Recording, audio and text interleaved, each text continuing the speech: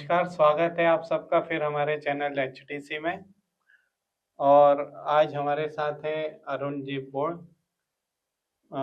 ये बीएचईएल के चिकित्सा विभाग से सेवानिवृत्त हुए हैं और अभी संघ में भी विद्युत जिला यहाँ के सह संघ चालक का दायित्व है।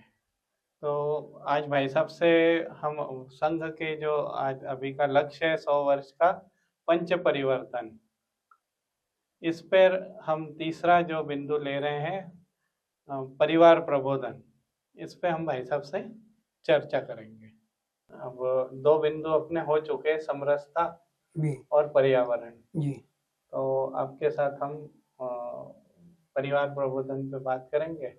तो परिवार प्रबोधन से क्या आशय है, मतलब क्या होता है ये?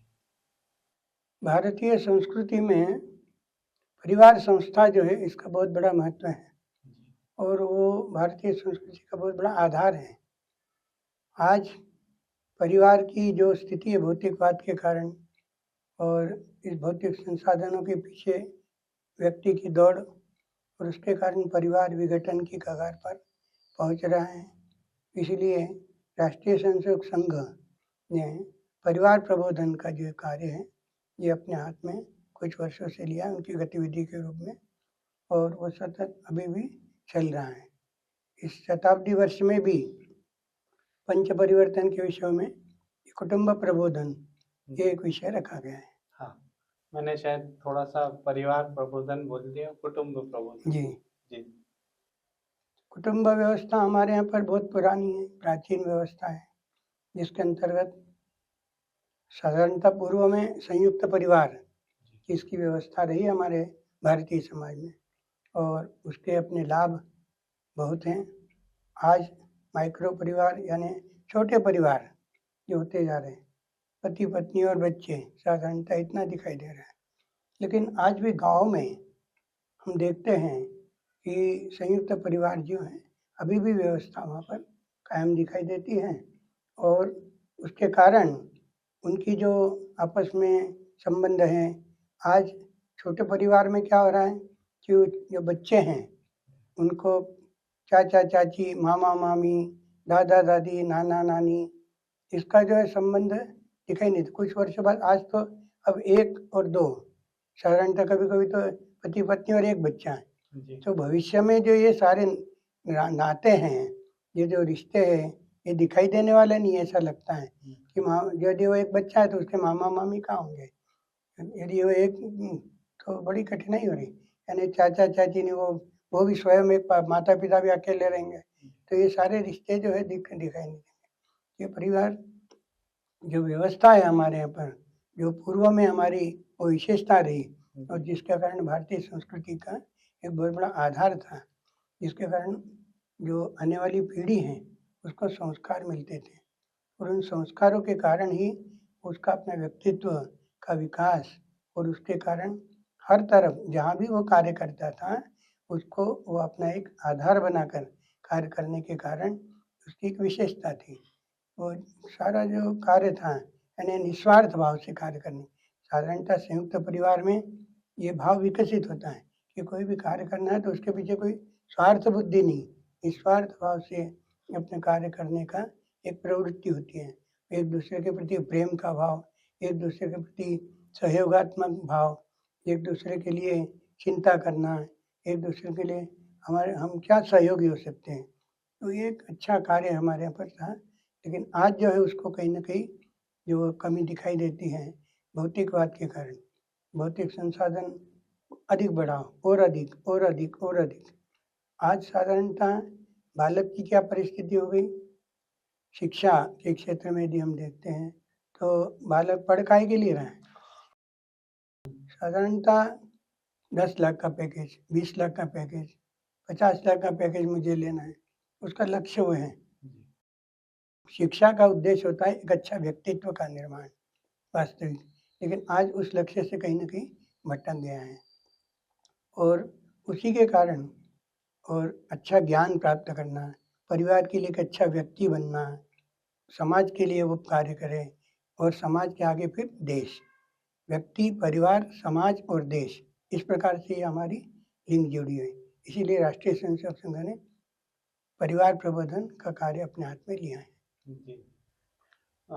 तो ये प्रबोधन जैसे अपन बोलते हैं, तो थोड़े हिंदी जिन्होंने पढ़ा है वो प्रबोधन का अर्थ थोड़ा समझ जाते हैं, पर जो अंग्रेजी मीडियम में पढ़े हुए हैं जी, तो उसको आप थोड़ा सा विस्तृत रूप में बताएंगे प्रबोधन में। साधारणतः एक होता है कि हम लोग जो है विस्तार से किसी बात को समझाते हैं, तो और उस बात को उसके मूल जो मुद्दे हैं उसको ठीक से विस्तार से समझाने के कारण और अपने विचार जो है उनको व्यवस्थित रूप से सामने रखने के कारण एक जो विचार लोगों के बीच में हृदय तक पहुंचता है, वास्तव में हम लोग उसको प्रबोधन के नाम से जानते हैं।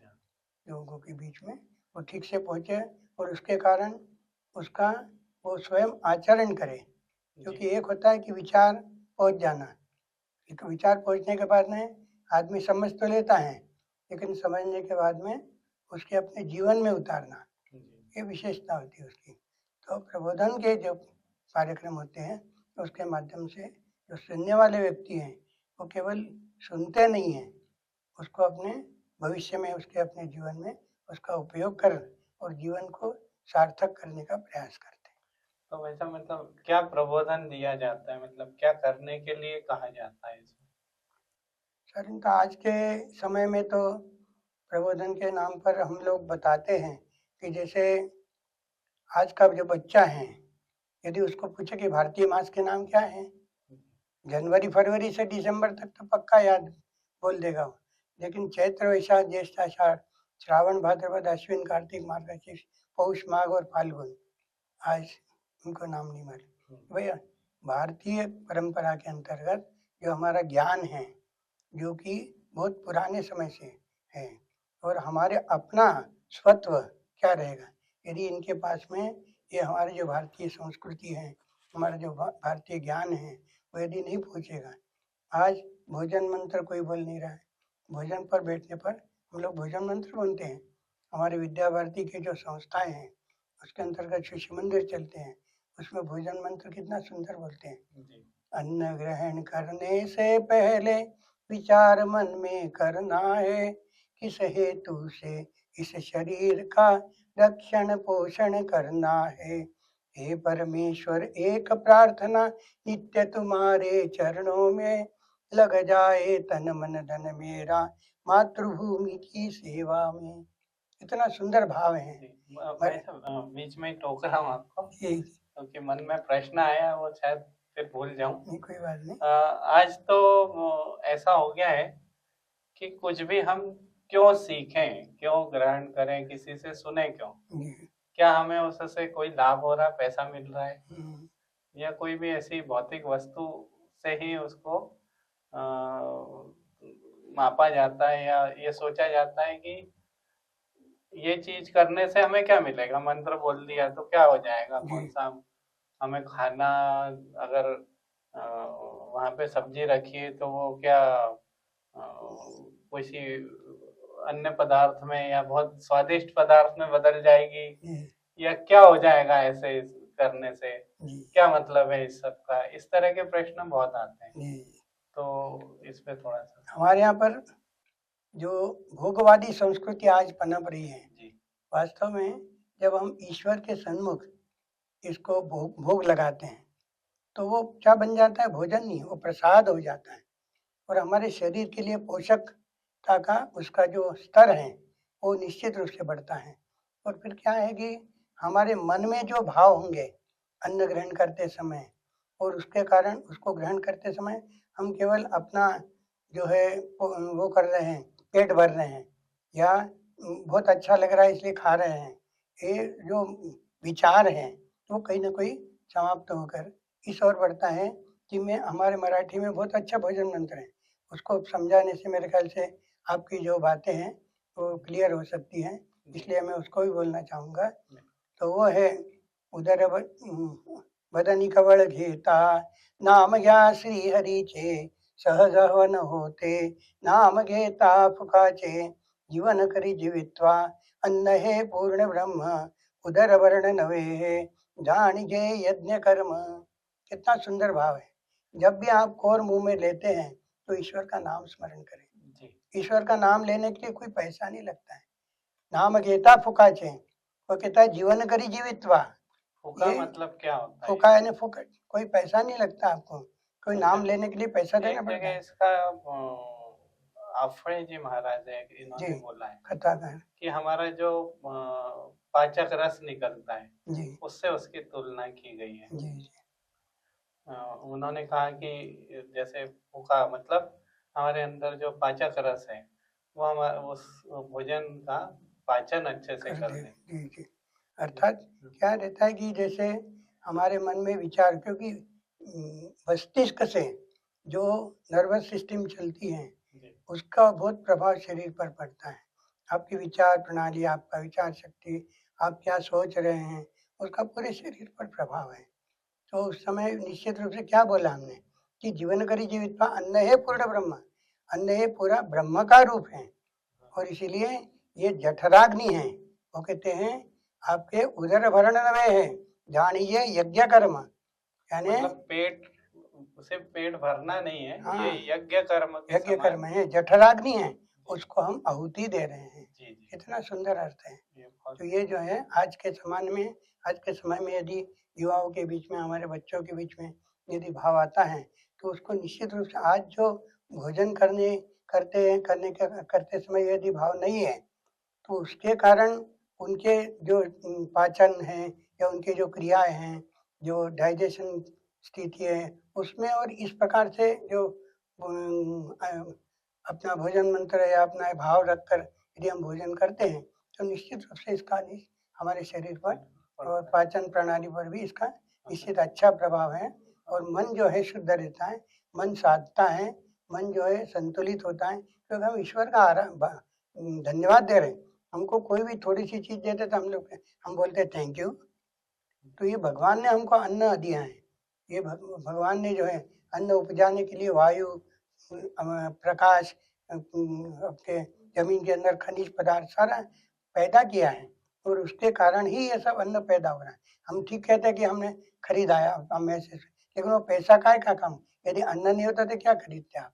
जी तो उस ईश्वर ने दिया है, उसके प्रति धन्यवाद का हम जो है आभार माने और उसके प्रति आभार का भाव रखकर, और ये इस विचार के साथ कि ये प्रसाद रूप में हम ग्रहण कर रहे हैं या आहुति के रूप में हम ग्रहण कर रहे हैं, तो उसका भाव निश्चित रूप से शरीर पर अच्छा पड़ेगा। तो ऐसा भोजन बनते हुए मतलब जी भोजन करने से पहले जब वो बनता है उस समय भी वो भाव बनाने वाले में हो, ऐसा अपने निश्चित यहाँ कहा निश्चित। गया है। तो आजकल तो मतलब सभी जगह ये हो रहा है कि बनाने वाला कोई बाहर से आ रहा है, हम्म, तो इस पर भी कोई चर्चा होती है परिवार जी प्रबंधन जी में। बिल्कुल निश्चित रूप से। आज जो है घरों में माता पिता दोनों नौकरी पर जाने वाले हैं, तो भोजन बनाने के लिए उनको समय नहीं है, और उसके कारण जो भोजन बनाने वाली बाई है, जो काम करने वाली सेवा कर्मी है, तो सेवा कर्मी अपना काम करती है, तो उसको तो उसका जो भाव है तो पैसा कमाने के लिए आ रही है। उसका जो है बहुत कम ऐसी सेवा कर्मी होंगी हाँ कि कुछ जो बड़े प्रेम से कि ये मेरे बच्चे के लिए मैं बना रही हूँ, इनके लिए काम करती हूँ, ऐसी बहुत यूजली मतलब होंगी। अधिकतर महिलाएं जो हैं आज भाव कि जल्दी जल्दी इसको बना के, वो कहाँ है ये आ गया, मेरे बहुत परेशान हूँ, मेरे वहाँ भर, उसके पीछे 17 परेशानियाँ हैं, तो वो सारी दिमाग में रहती है उसके। और उसके कारण उस भोजन के अंदर, क्योंकि जो बनाने वाला है उसके उसके जो भाव होंगे वो भी भोजन में कहीं न कहीं उतरते हैं, ऐसा बता दें। हमारे यहाँ पर हमारी माता जी, अपनी श्रीमती जी हमारी अभी भी वो विष्णु सहस्त्रनाम का पाठ करती है भोजन ये बना भोजन बनाते समय, तो उसका एक विशेष प्रभाव है। तो ये भी हम बताते हैं कि आप हमारे जो धार्मिक जो स्तोत्र हैं या पाठ हैं उसको निश्चित रूप से करना चाहिए। राम रक्षा का पाठ है, ये इसको भी सिखाना चाहिए बच्चों को। जी आज नहीं सिखाने के कारण क्या हो रहा है कि मन जो है अशांत है, जी विचार जो है वो कहीं न कहीं दूसरे जगह जा रहे हैं और सत्व गुण की ओर कम जाते हैं, दुर्गुणों, क्योंकि सत्व गुण आना बड़ा कठिन होता है।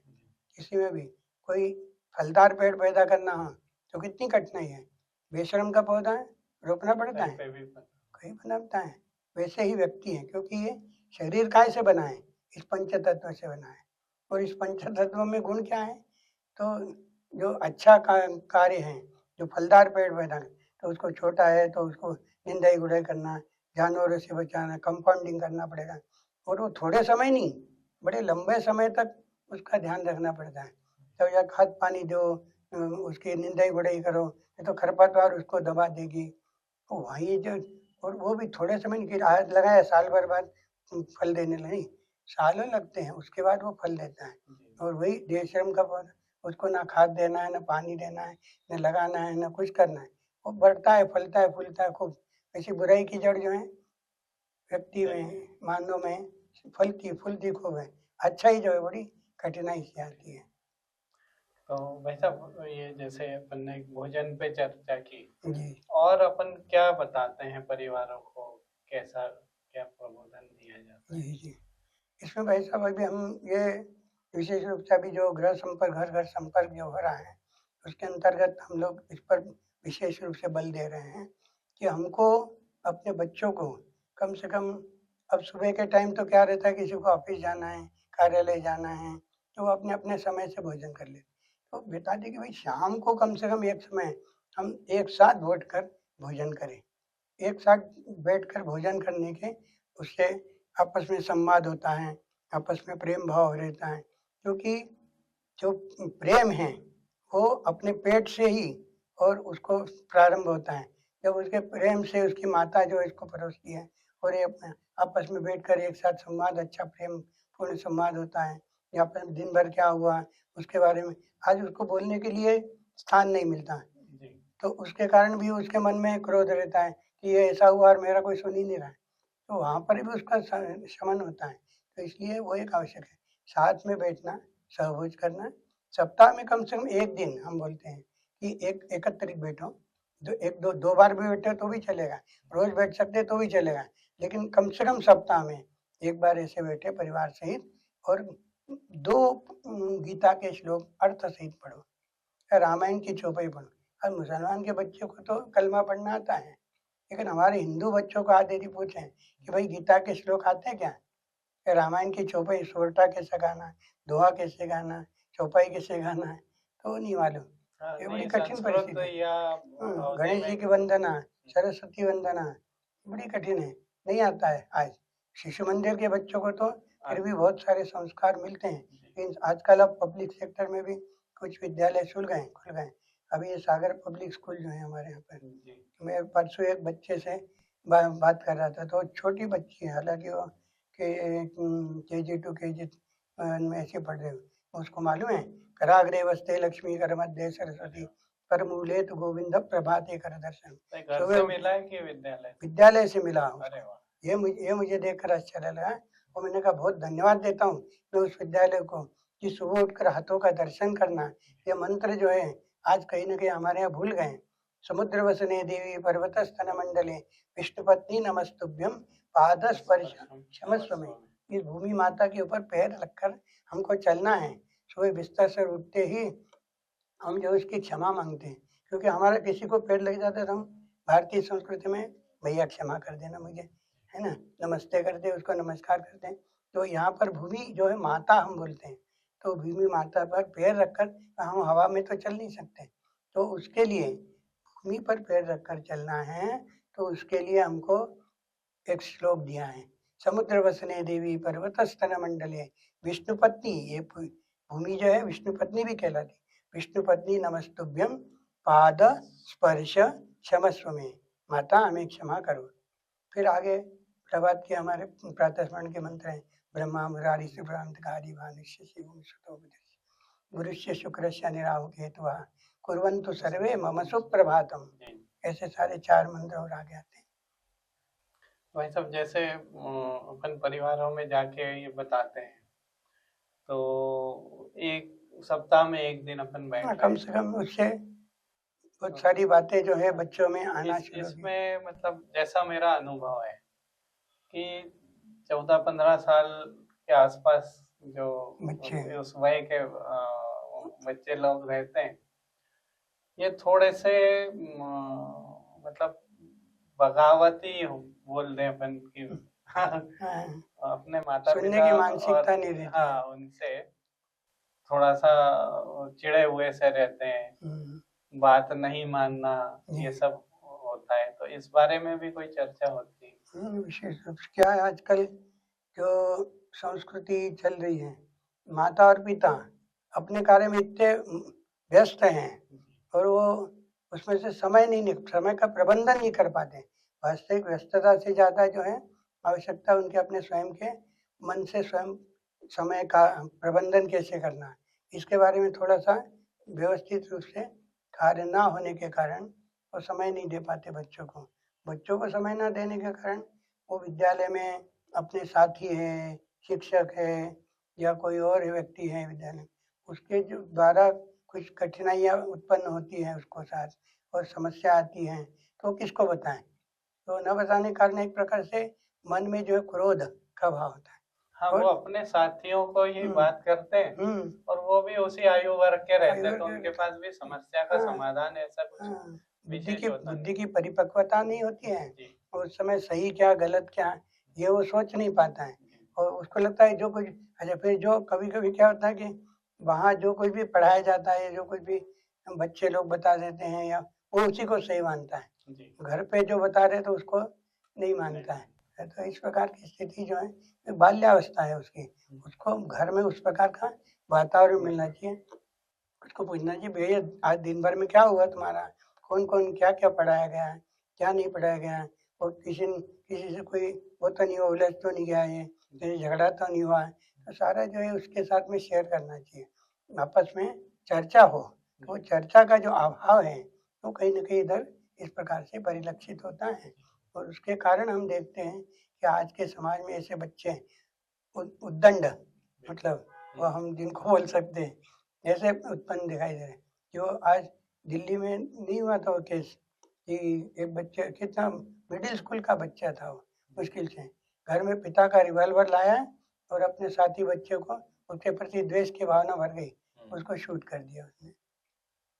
यानी ये कितना कहाँ अच्छा ये जो आज जो कोई भी वो गेम्स खेलते हैं, जी, उसमें जिस प्रकार के वो उद्दीपन ज़्यादा मतलब म्यूज़िक रहता है या उसमें दौड़-भाग या हाँ, जीतने के लिए नहीं जीत पाए तो एक प्रकार का क्रोध रहता है मन में। जी, तो ये भी कहीं न कहीं काम कर रहे हैं। जो टीवी पे भी जो कार्टून्स दिख रहे हैं, तो वास्तव में भारतीय संस्कृति से संबंधित कोई यदि अच्छे कार्टून यदि दिखाई देते तो उसका प्रभाव अच्छा भी हुआ। लेकिन आज अंग्रेजी माध्यम से वो सारी चीज़ें क्योंकि भाषा क्या आती है संस्कृति, केवल भाषा नहीं आती है। आज हैप्पी बर्थडे टू यू तो आता है सबको, लेकिन सुदिनम सुदिनम तव जन्मदिनम, जी। भवतु मंगलम तव जन्मदिनम, कीर्तिवर्धनम, यशोगानम, ये नहीं आता है। तो ये कहीं न कहीं और आज इंटरनेट पे सारी ये चीज़ें उपलब्ध है, लेकिन उसको नहीं देखता है। वो शाहरुख खान का डांस देखने के लिए इंटरनेट का उपयोग कर लेता है। लेकिन अच्छी जो काम है नेट मोबाइल के अंदर नेट में अच्छे भी चीज़ है, बुरे भी चीज़ है। अब उपयोग आपको करते आना चाहिए कि तो उसमें से क्या लेना चाहिए। फिर से बीच में थोड़ा-सा टोक रहा हूँ। जी, मतलब मुझे लगता है कि जो माता-पिता हैं, इनको अपने बच्चों को कुछ अच्छे कार्यक्रमों में भी बचपन से ले जाना शुरू जी, करना जी, चाहिए। जी, और कुछ लोग तो करते हैं कि बच्चे जा रहे हैं, फिर जैसे थोड़ा बहुत मैंने भी किया, उतना तो नहीं कर पाया, पर अच्छे गानों के या कोई और अच्छे कार्यक्रम जो होते हैं, बहुत अच्छे-अच्छे कार्यक्रम होते रहते हैं जी, शहर जी, में, जहाँ पे भी रहें, तो उसके लिए थोड़ा-सा अगर समय निकालें और इस तरह से बच्चों को कौन से गाने सुन रहे हैं। मैंने एक कन्याकुमारी से आई थी दीदी, मैं नाम भूल जी, गया। जी, तो नव युगल जो जिनका विवाह हुआ था, ऐसे हुँ, लोगों को वहाँ बुलाया गया था। जी, तो उन्होंने अपना बताया था कि मेरे पिताजी मुझे अपने साथ पकड़ के ले जाते थे, मतलब उनका हाथ पकड़ के साथ जाती में, थी, तो वो ले जाते थे लाइब्रेरी में। तो उस पुस्तकालय से वो कुछ पुस्तक लाते थे और बच्चे रहते हैं तो वो बोलते कि मैं भी ले लूं क्या, तो उन्होंने उनको छूट दी कि लो। जी, धीमे धीमे उनको भी उसका एक रस आने अभ्यास हुआ लगे। और उन्होंने बताया कि क्या हुआ कि पिताजी मेरे मतलब मैं जब नहीं रहती थी या मेरे एब्सेंस में एक वो पढ़ते थे और पुस्तक रख देते थे, और जो पुस्तक बहुत अच्छी हुआ करती थी उस बारे में दूसरे दिन चर्चा करते थे कि अच्छा ये पुस्तक पढ़ी, क्या क्या क्या पढ़ लिया, उसमें क्या अच्छा लगा। तो वहां से उनको अच्छा और जो अच्छा नहीं था, बुरा बोल, इसका ज्ञान प्राप्त हुआ। पर आज आज ये भी एक समस्या है कि जिस स्तर पे लोग रह रहे हैं उस स्तर में रहने के लिए दोनों को ही कहीं ना कहीं कुछ जॉब कार्य करना आवश्यक हो गया है। तो और घर में ज्यादा सदस्य है नहीं।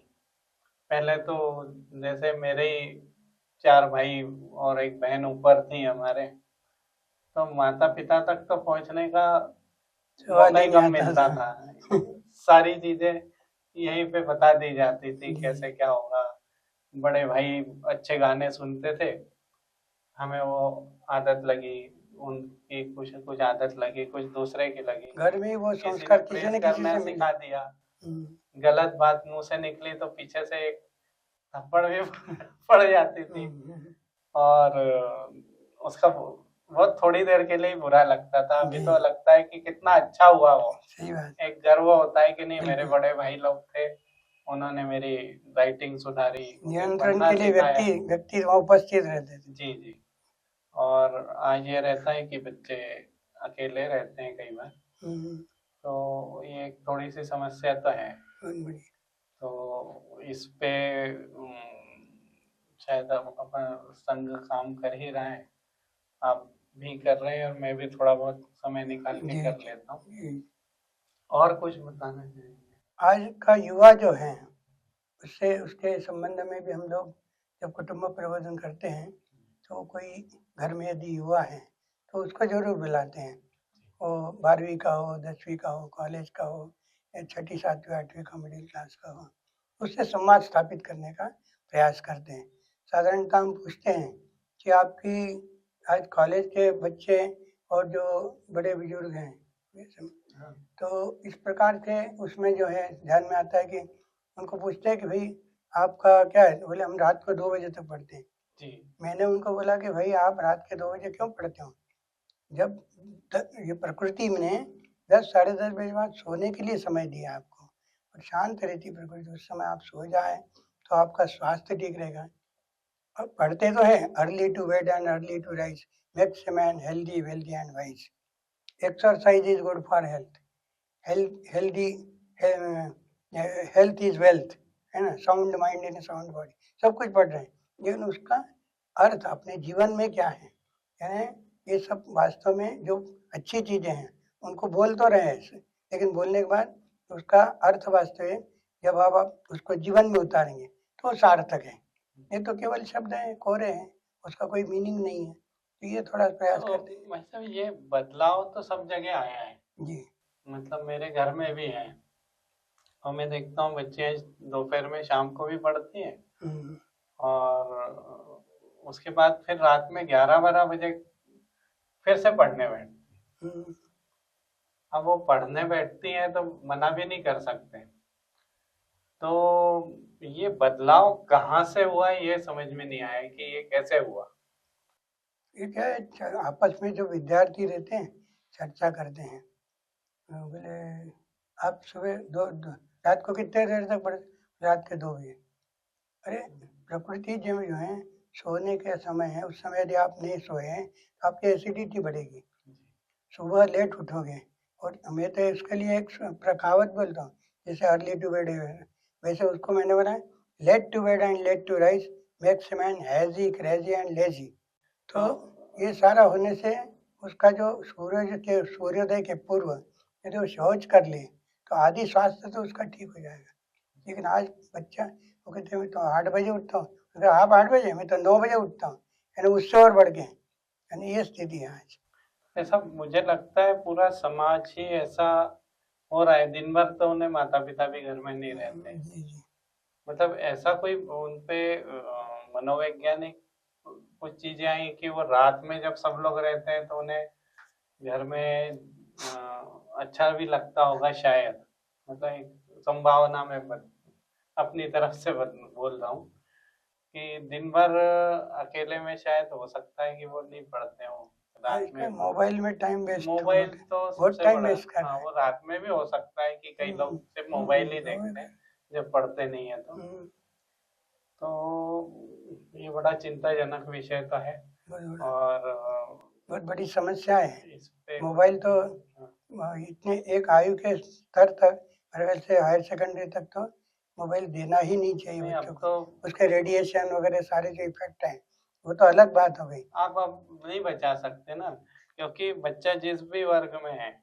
उसका एक ग्रुप होता है, उस हाँ, पे वो मैसेजेस वो आते हैं, उस आजकल वो पे सब सारे कुछ, हाँ कम्युनिकेशन वगैरह सारी सब चीजें कुछ उसी पे आता है। अभी परीक्षाएं हो रही तो वो इंटरनेट पे हो रही है, सब कुछ उसी पे आता है।